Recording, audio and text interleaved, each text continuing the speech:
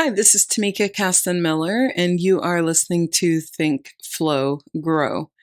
At the end of this and every episode, you will find a meditation, so stay tuned.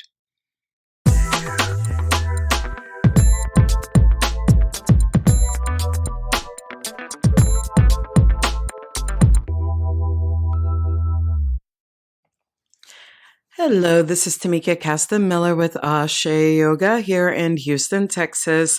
And today I am talking about decolonizing your mindset. For those of you who know me, you know that I talk about colonization often. And I believe that it is because it is something that pervades our everyday life, and most people are simply just not aware of it. Whether it is because they have committed to just being a victim of the system that created most of the industrialized and quote first world countries, or because they have directly profited from it. But for good or for ill, we're oftentimes not aware of this in our daily life and how we are actually embracing this mindset in a way that's detrimental to people. So this reminds me of a conversation I recently had. There was a post from an account that was a yoga account. And this yoga account, which is usually helpful with information on anatomy, thoughts from the community, et cetera, et cetera. This particular account this day chose to post a meme that bemoaned teachers, yoga teachers who have a 200-hour certification, essentially alluding to them not being knowledgeable and not being able to actually help people with a physical situation. Now, I immediately took issue with this meme because, as memes do, they simplify things. As they do, they generalize things. And when we're talking about people, simplification and generalization is 9 times out of 10 problematic. We have essentially said that someone who holds a particular certification that is given to them by an entity that's not regulated here in the West, that is a registry program, gets to decide who is or isn't inherently knowledgeable about things.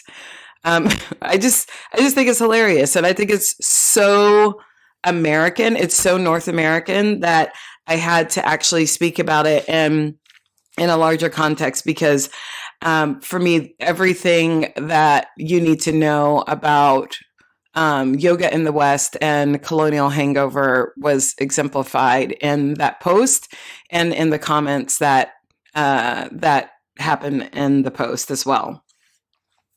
So let me just take a moment to step back to take this out of a yoga context and to give some context to myself and even the name of my company, Ashe Yoga. Ashe Yoga comes out of the embracing of the word Ashe, which is a West African concept that stems out of the Ifa religion or out of Yoruba tradition, the Yoruba tribe. The Yoruba tribe is found in various current day countries along West Africa, including Benin, Ghana, Nigeria, just to name a few. And this meaning is very similar to the Christian concept of the Holy Spirit, or the Jewish concept of Shekhinah, which is this spirit or this essence that inhabits you. And through this energy or this thing that inhabits you, you have then the power to transform. For me, by becoming fully embodied in my practice, I have found my ability to step into transformation, to step into transcendence by trusting myself fully, by then sloughing off what culture would tell me I can and I can't do, and turning inward to know what I can and can't do, to know what I am capable of, which is of everything.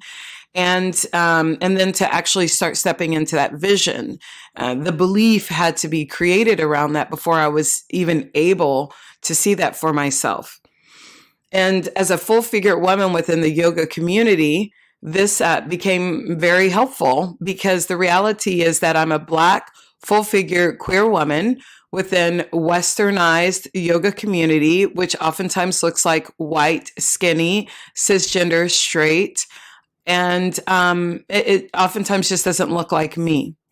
Now, if you come into my classes, you will see full-figured, everything from the thinnest, whitest person to the heaviest, darkest person in my classes that maybe you've seen ever. They're all there because everyone has a place. Because when we start sloughing off what culture says is right, beautiful, okay, and we start seeing everyone as right, beautiful, and okay, then everyone steps into that reality. So this concept of Ashe for me has been super transformative. And you have seen this reflected in cultures that did not successfully colonize out this identity and this religious practice. So you'll see this in dances and concepts in Brazil, Cuba, somewhat in the Dominican Republic, certainly in Puerto Rico, in Haiti, of course, and even in current day Louisiana. So you will see these practices.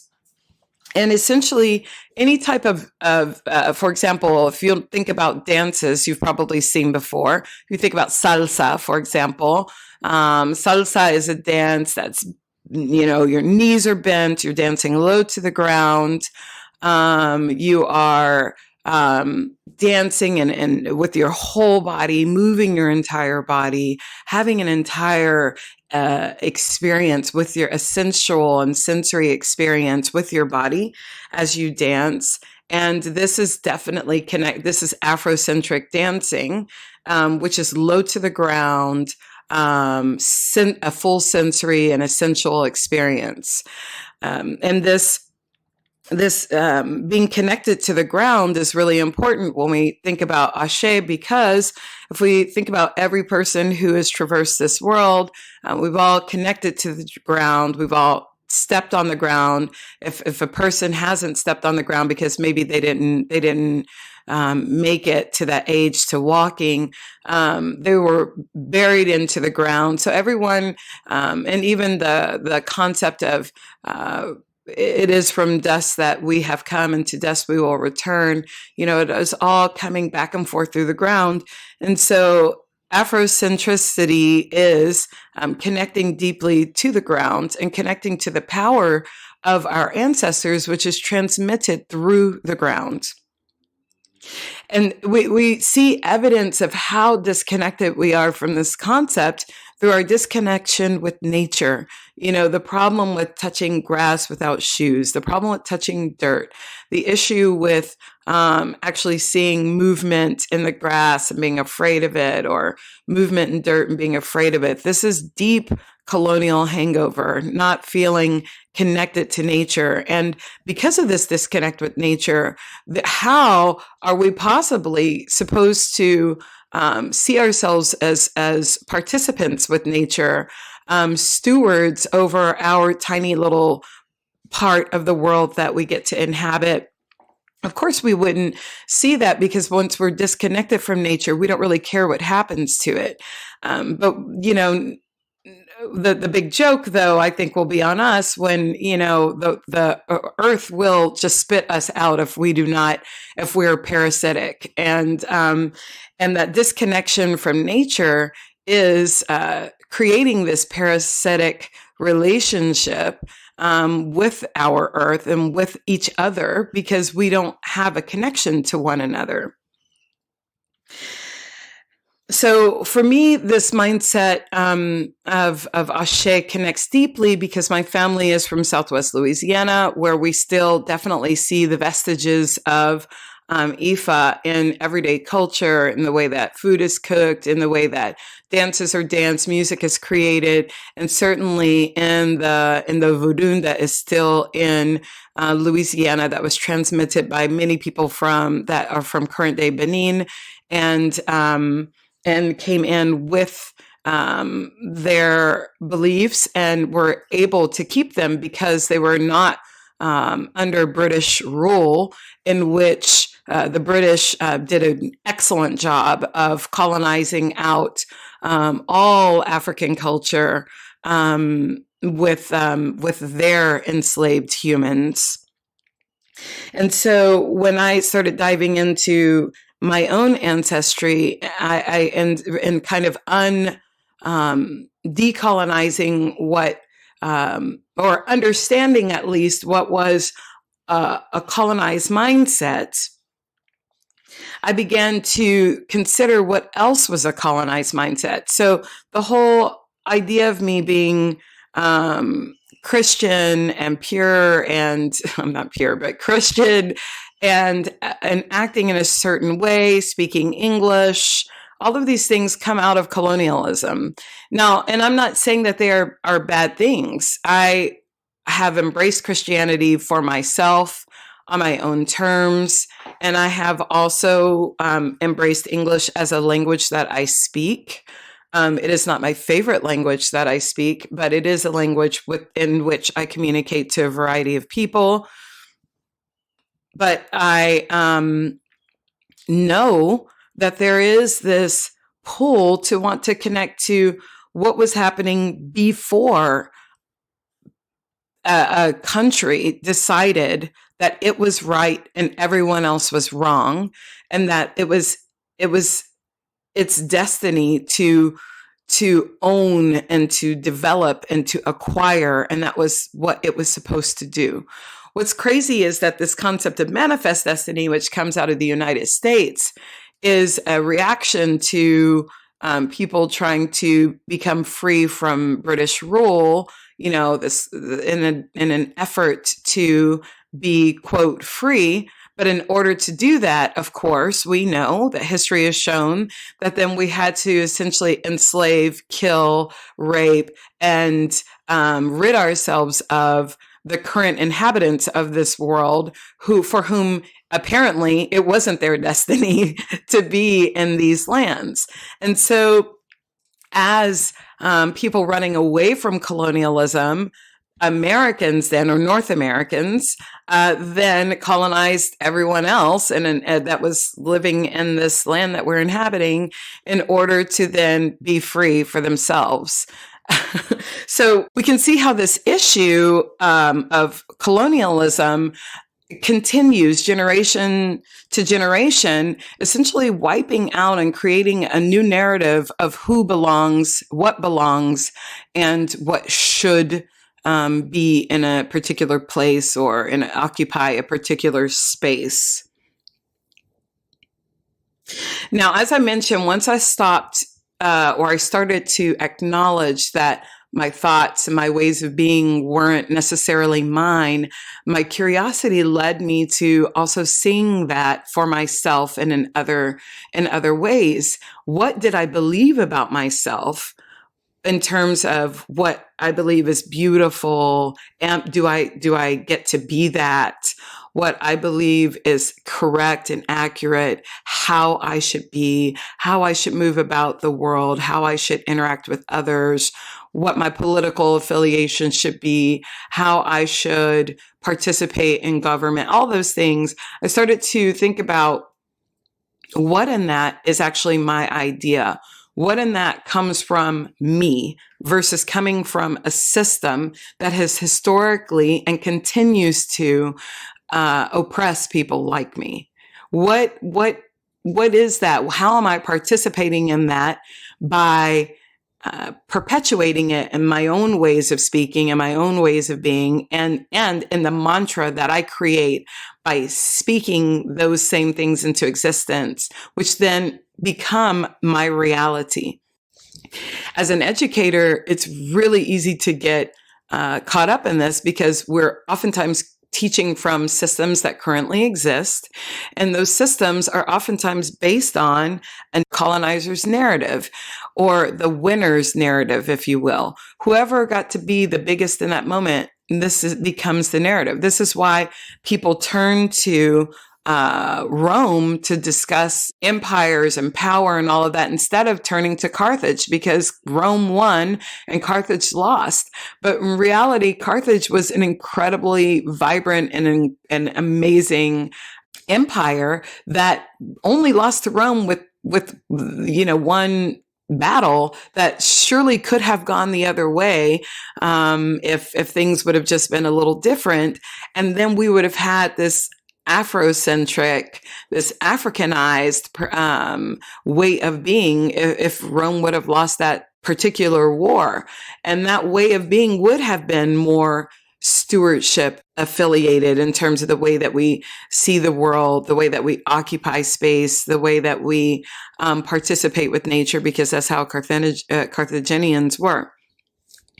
But I digress. So coming back to how that related to me, by getting really curious about that, I started to think about how are ways in which I try to colonize other people's thoughts and behaviors and ways of being. How am I promulgating this issue? And thinking about that, I had to think about myself as grammarian, myself as educator, myself as just a person with a large group of friends, and being essentially a hub for people. And so the way that I started looking at others and speaking to others became more compassionate. The way that I started looking at myself became more compassionate. People always refer to me as a grammar Nazi, but the funny thing is for me, it doesn't matter to me today what your grammar is. I'm not your grammar teacher.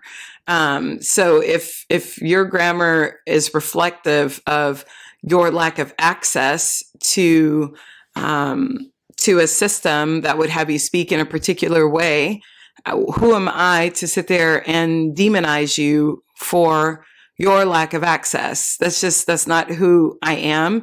And, if I'm teaching you grammar, okay. But if I'm not, then that's not my role. And I believe in staying in my lane.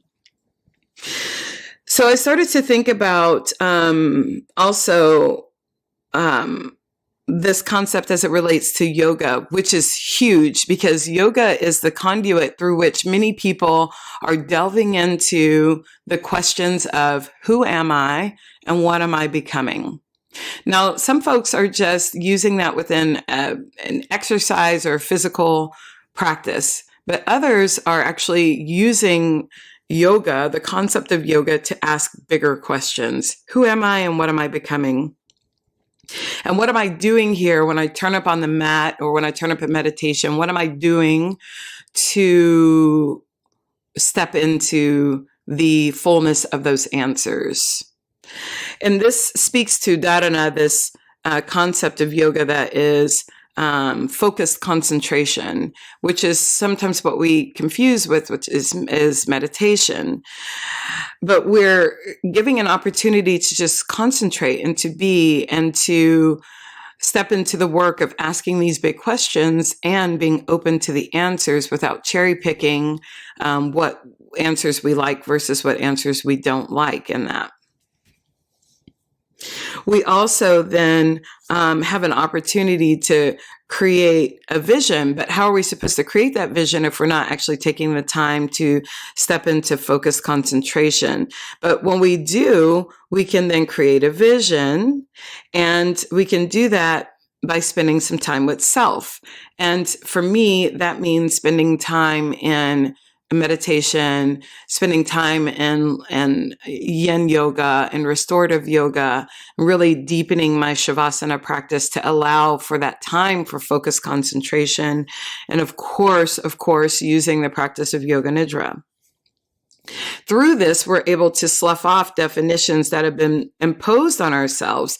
I have been able to slough off definitions of what beauty looks like, that have been imposed on me, or spaces where I'm allowed to be, things that I am allowed to teach, or what I should do, what I shouldn't do. Because I'm a full-figured woman,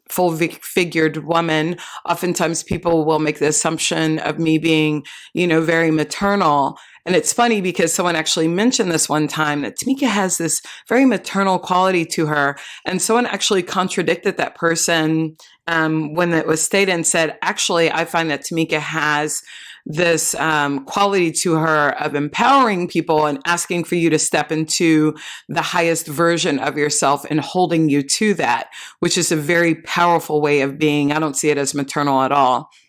And maybe it's because many people did not have those maternal experiences. And I don't think it's maternal. I think it is a big ask for people to step into their own sense of power and to create those definitions of their own. And I do not see that as a part of a maternal nature. I see that as a part of being powerful. And so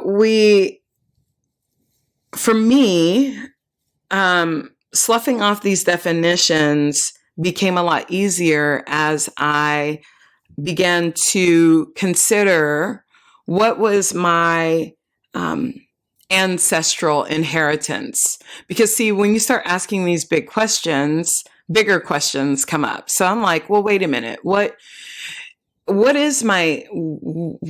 am I here right now in this moment? And what does this mean for me? What would my ancestors have me be in this moment? And I had to think beyond the colonial context of that. I had to think beyond my mother. I had to think beyond my grandparents and all of that. They're very traumatized experiences of walking this earth as enslaved or doing what was necessary to survive. I don't want to see my situation as just an act of survival. What about what preceded that? And we start those stories of ancestry oftentimes at colonialism, which would mean that I get to start my story at slavery, and I refuse to start my ancestral story at slavery. My ancestral story starts with the first people who inhabited this earth and the kings and queens who have walked this earth, who were the wealthiest people who have lived on this earth. That is the ancestry from which I come.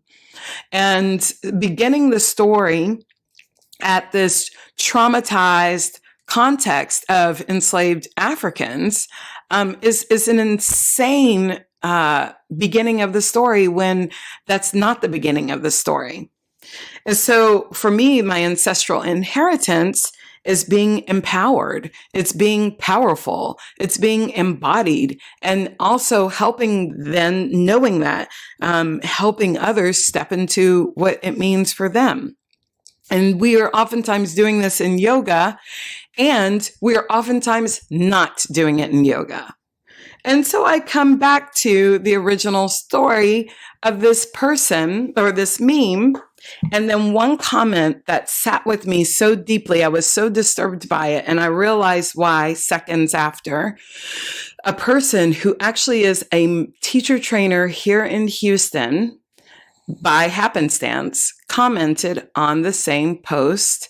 And I mentioned, that the ancient yogis, the ancient masters would laugh at this westernized perspective of us trying to say who gets to teach what based on a registry company, Yoga Alliance, that is full of people who do not look like the people who from whom the origins of yoga have stemmed. So, and this person commented, who are the ancients anyway? Krishnamacharya just died in 89. And I was taken aback because this person has purportedly trained hundreds of teachers through 200 and 300 hour programs here within the Houston area. And even he began his context of what yoga was with colonialized yoga, with colonized yoga, India under British rule. So even he started with this with someone who was not the beginning of yoga. He began with Krishnamacharya, and I just thought to myself, so if you are not a yogi and you're listening to this, just to let you know, according to I am going to tell you what you can find yourself online about Krishnamacharya. I am not in any way giving you this information as an expert on Krishnamacharya. If you were to Google Krishnamacharya, this is what you're going to find. Essentially, he's an Indian yoga teacher, an Ayurvedic healer and scholar. He is referred to as the father of modern yoga. I'm going to pause right here for a moment to say that if there is a title of the father of modern yoga, then that means that there is an ancient yoga. So we're clear. I'll continue. Then Krishnamacharya is widely regarded as one of the most influential teachers of the 20th century. He was influenced by earlier pioneers of the physical nature of yoga. He directly contributed to the revival of Hatha yoga. Pause. If there is a revival, then that means that there was something to revive, which means that something existed before him. Okay. And then lastly, he is widely considered the architect of Vinyasa yoga. Now,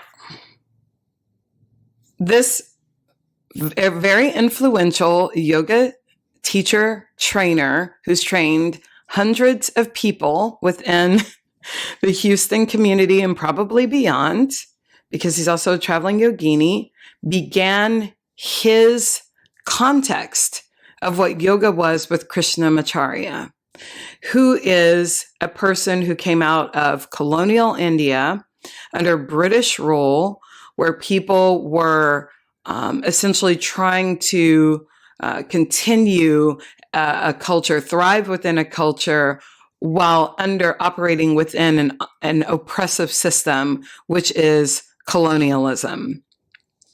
And this person who is sending people out into the world to train yoga teachers is beginning his context here. This is the equivalent of beginning your context of American Blackness with Jamestown. It's not okay. It is not what is the context of Blackness. It just is. It is not.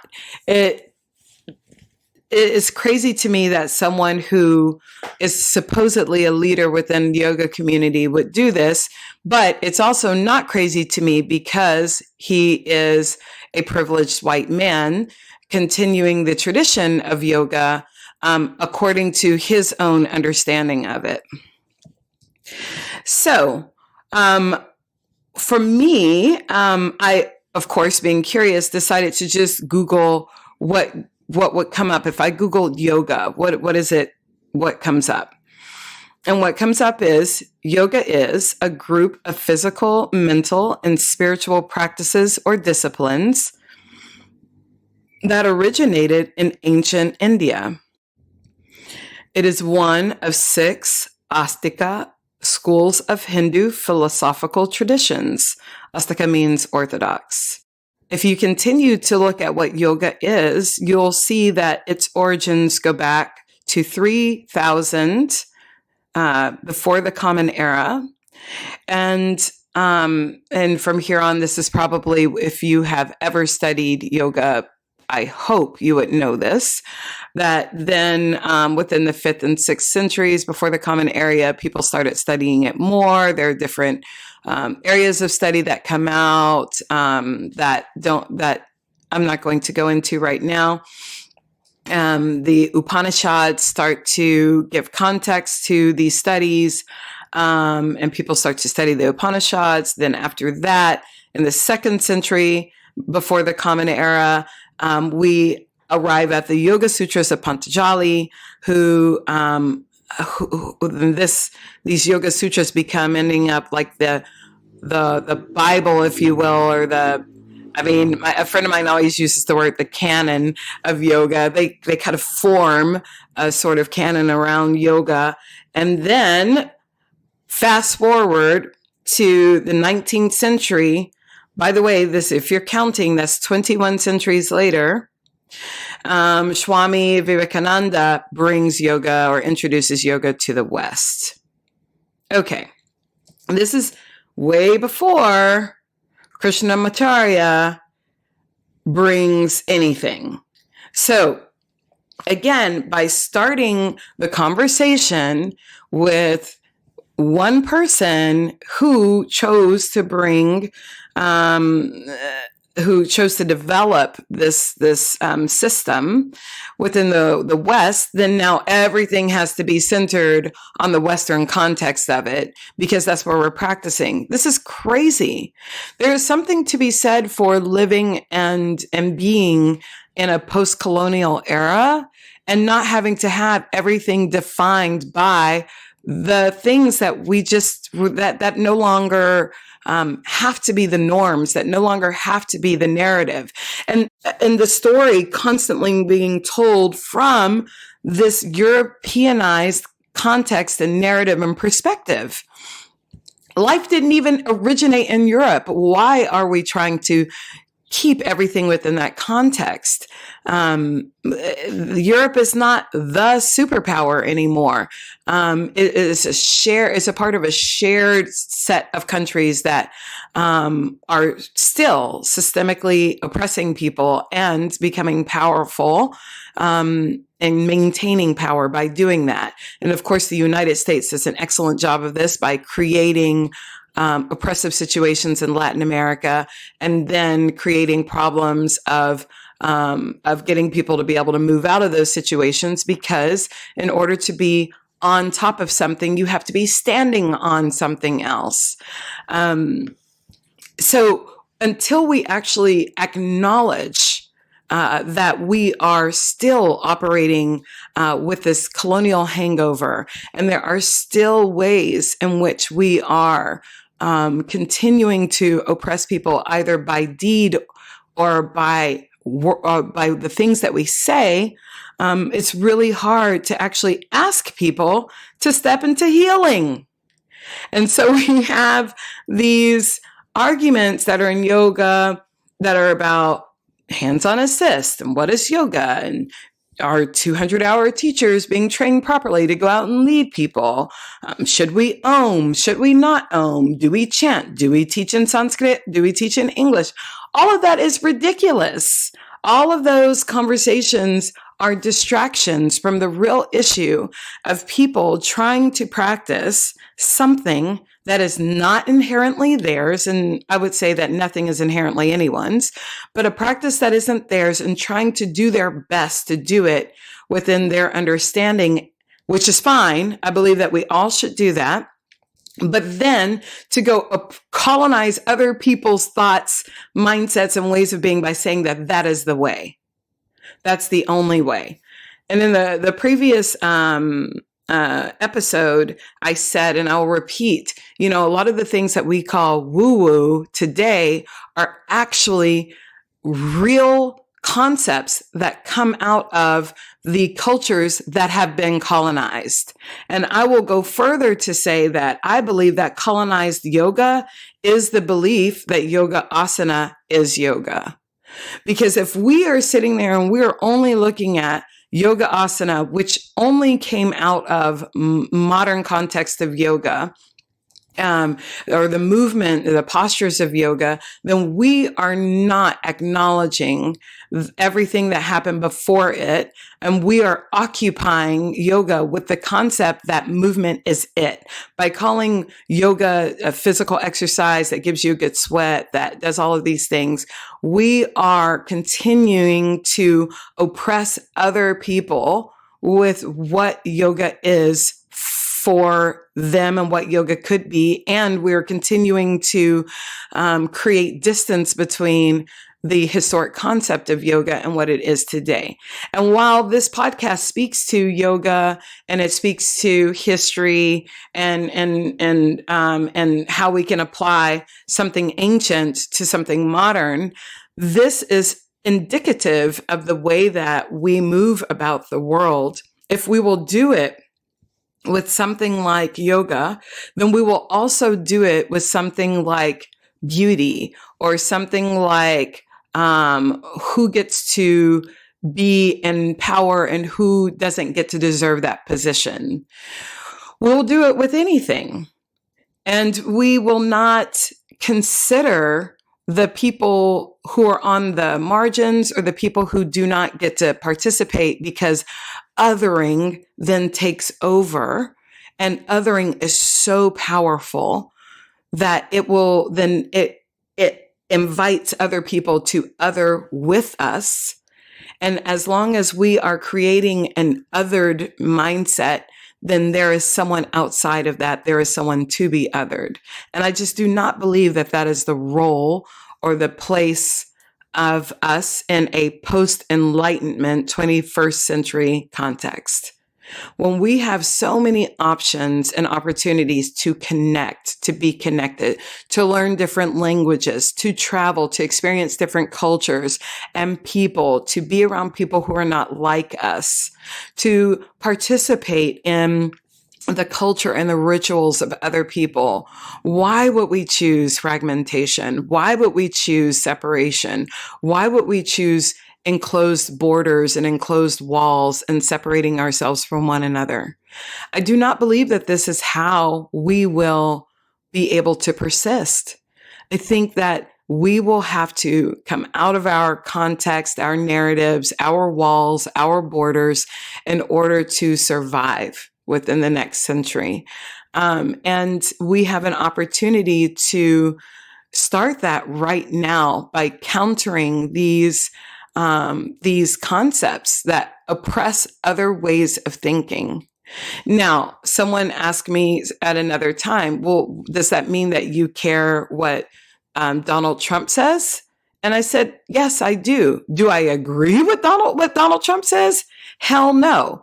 Do I agree with who he is, how he is, the way that he lives his life, the way that he has completely participated in the decimation of the tiny little thread that was holding people together in this country? Do I appreciate that? Hell no. Am I strongly anti-Trump? Hell yes. Do I not like him? Absolutely. But will I stop listening? Will I stop paying attention? Will I stop? Will I say you're not worth your words? No, because that is then me participating in the same crap. That is the problem. So for me, when we are working together, when we are compassionate, we are elevating, and when we're not. And in order to do that, we have to decolonize our mindset by acknowledging that this is what is truth and what is not truth. Last thing I will mention is this connects deeply to the sutra study that my students have been studying this week, which is Yoga Sutra 1.7. And in this Yoga Sutra, essentially, it says that the way that correct knowledge is formed is in three ways: through what we directly observe, what we indirectly observe, and through scriptures. So essentially what this means is we create facts by what we see, by what we intuit, and by what we read. And that is the way that we are creating facts. So if we're reading high vibration, elevated things that get us out of our comfort zones, things that expand us, we're going to have an expanded nature. We're going to have an expanded awareness. We're going to continue educating ourselves in ways that we don't currently know we're undereducated, misinformed, or ignorant. And so we're going to increase correct knowledge, or we're going to expand facts. And what we observe when we see things that don't correlate with what we read, then we can then call those things into question, because what we read and what we're seeing aren't aligned. And then we can say, I don't know if that's true. And then by what we intuit, what we perceive, the things that come out of our inner core, those things also then help to inform the creation of facts, because we can say, you know what? I do not believe in my core that what I just read was right. I'm going to go investigate more. Or I do not believe in my core that what I just saw means that that person is this. So I'm going to ask better questions, or I'm going to find out more. All three of those things need to be happening and operating in order for us to form correct knowledge. And if we're doing more on one end or the other, then we have far more likelihood of creating incorrect knowledge, because we are not utilizing that balance of sight, interpretation, and reading to form correct knowledge. So correlating this ancient knowledge, which it is ancient, it comes from before the current era out of the Yoga Sutras. If we utilize this ancient knowledge and we say, okay, how do I correlate that to today? Then we can sit there and know that what we are reading, seeing, and interpreting within ourselves, if it is not in alignment, then it is wrong. And we can begin to question where that information came from. We can begin to question what wasn't said. If this is what is said and we have an inkling that it is not correct, what wasn't said and who didn't get invited to the table to speak? So consider going forward that those three things are at play every single time we start questioning how we behave. Is this something that comes out of current culture, or is this something that is being informed by my ancestors, my ancestry, before someone chose to dominate those cultures with their points of view, their perspective on what was right and what was wrong? Just consider it. And then we can begin to elevate together. We can begin to be more compassionate together, because we know once we strip off the power that is and the hubris that is involved in colonizing other people's thoughts, then what is left is compassion, connectedness, and truth.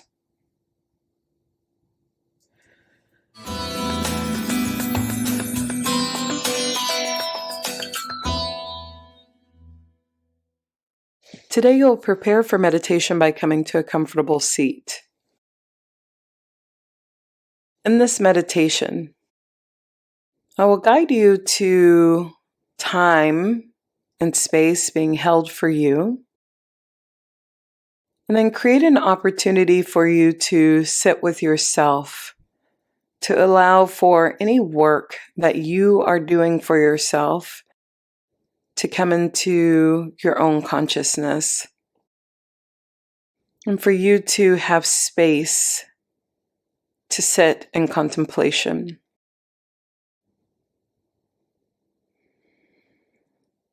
If there are any questions or intentions that you have for your practice, feel free to offer that or ask that now.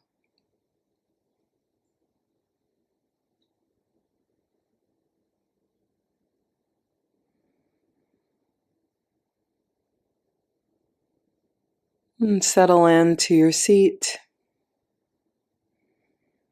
Notice the connection between your seat and yourself and your body.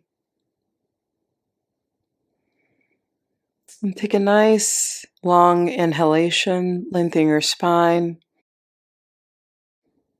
And a luxurious exhalation, allow for your shoulders to glide down your back. Take another full inhale. Experience the lift of your spine. Exhale and settle into your root. Allow for your breaths to nestle themselves right in between your ribs and your lungs, feeling for an expansion of your lungs on your inhalation. And enjoying a relaxed position as your exhalation begins and ends. Take a full breath in, feel for an expansion of your lungs and your side ribs. And exhale, allow for your ribs to settle back into their natural position.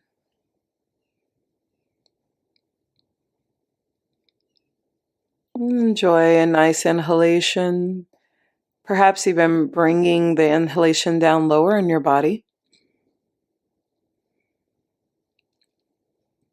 And as you exhale, allow for your body to come back to rest. Inhale, draw your breath now, even lower in the body. Feel for an expansion in your low belly.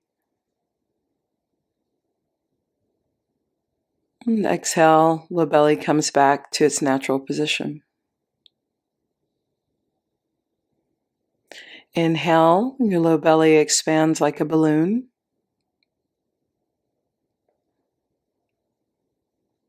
And exhale, find deep rest in your body.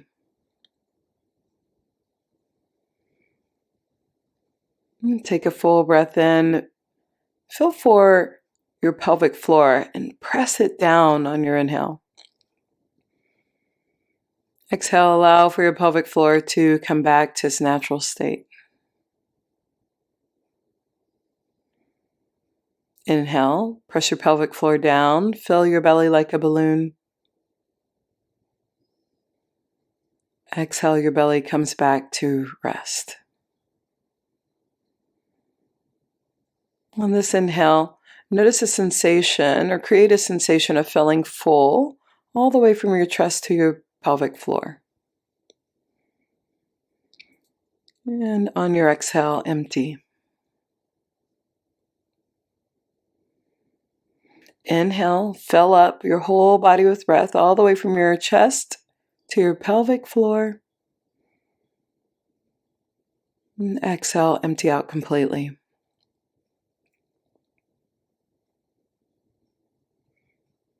And this next exhale, send it up now, breath awareness to the crown of your head. Notice your breath filling in the nooks and crannies behind your eyes and your ears, the back of your throat, and on your exhale, feel your exhale leave your nostrils. Take a full breath, notice the temperature of your inhale. And as you exhale, allow for breath to release naturally. Now inhale, sending breath awareness to the crown of your head. And exhale, send it out of your mouth. On your inhales, feel your inhale enter through your nostrils, go all the way to the crown of your head, then down your spine to your pelvic floor. Exhale, let it out of your mouth. Inhale again into your nostrils, crown of your head, around to the back of your body, pelvic floor. Exhale, let it come out across your belly, up your chest, and out of your mouth. And allow for your body to settle back into its natural state and find a natural rhythm to your breath now.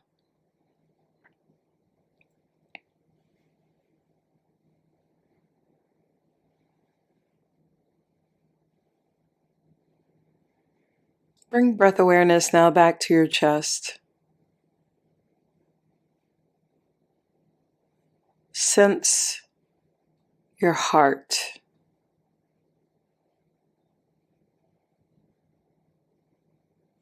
If you'd like, you can bring one or both hands to your heart and feel for your beating heart. Perhaps even hear your heart beating.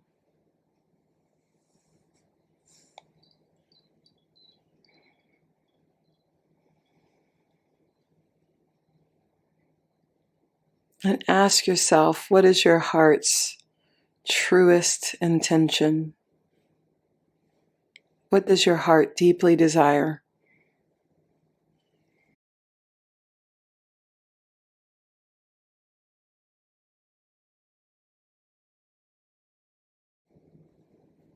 If you began this meditation with an intention or a question in your own mind, you can ask that question instead. And ask your heart and listen.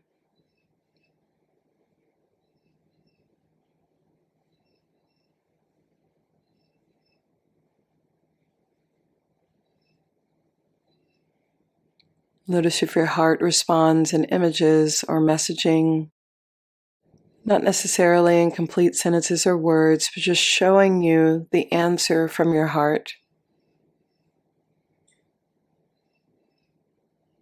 Now turn your heart's answer into a statement within the present tense, creating your heart's answer as truth.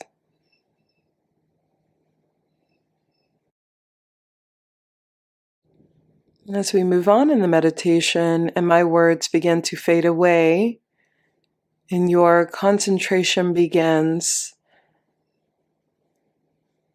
concentrate on the words of your heart, or just allow for that intention to just settle into your body and to just be present.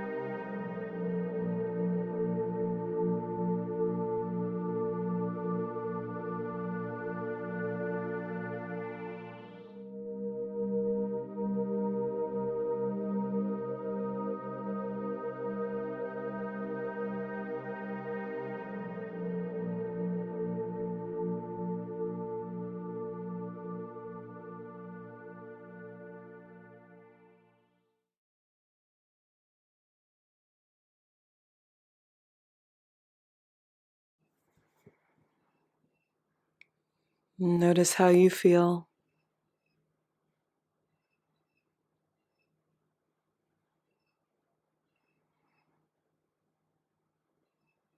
Acknowledge yourself as observer, having co-created this experience and sat in your experience without judgment.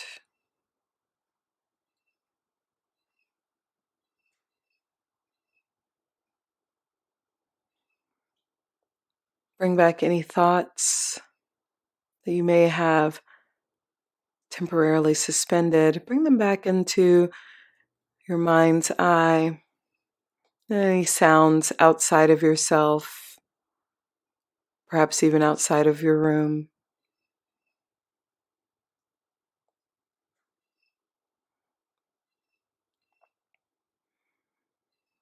Bring awareness back to your breath. Notice the rise and fall of your chest.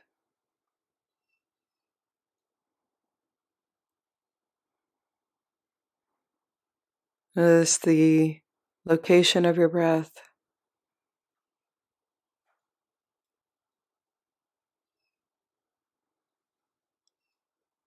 And take a deeper breath in. Exhale out through your mouth. And do that again. Take an even deeper breath in. And a nice gentle sigh out.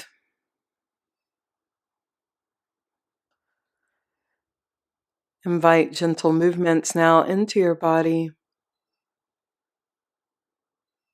Movements into your neck and shoulders, your legs. And on your ready, blink your eyes open and see with a new perspective.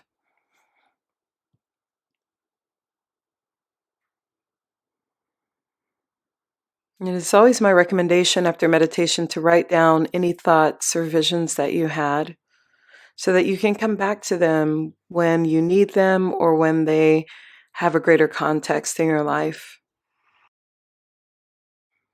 Things that we believe are unimportant right now can be important later when the contexts and for which they are necessary reveal themselves. I invite you to come back to this meditation when you want to sit in contemplation again.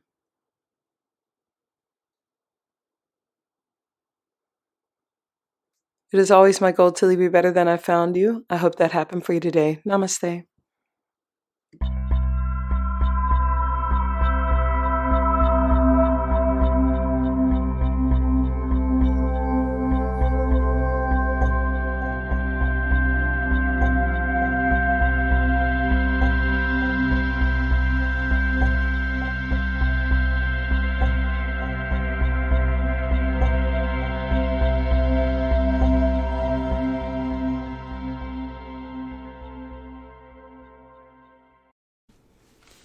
You've been listening to Think, Flow, Grow.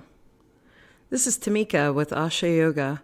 I'd love to hear your feedback and would love to hear any topics that you'd like for me to address. Feel free to email me at tamika@ashayoga.com. Also, you can go to that website to find out upcoming workshops, retreats, and events in your area.